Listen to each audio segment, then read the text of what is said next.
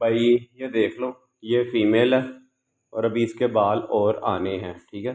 जैसे जैसे ये बड़ी होगी इसके बालों की ग्रोथ और होगी अभी, ठीक है। ब्लू आइज़ में है, ये देख लो। दिन का टाइम होता तो मैं प्रॉपर दिखा रहा होता आपको। हो जा फोकस है, ले जी, ये फोकस हो गया अब।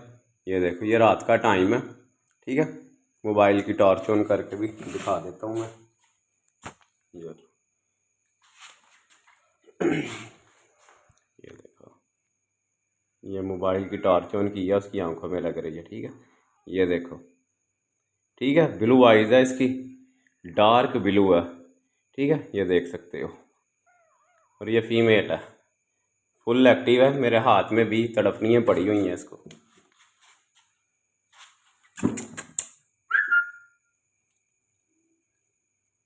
ये सो रहे थे बच्चे, वो देखो, तो उसमें से ये फीमेल उठा के फिर मैं वीडियो बनाने लग गया हूँ मैं ना। ये सुकून से सो रहे थे माशाल्लाह बच्चे।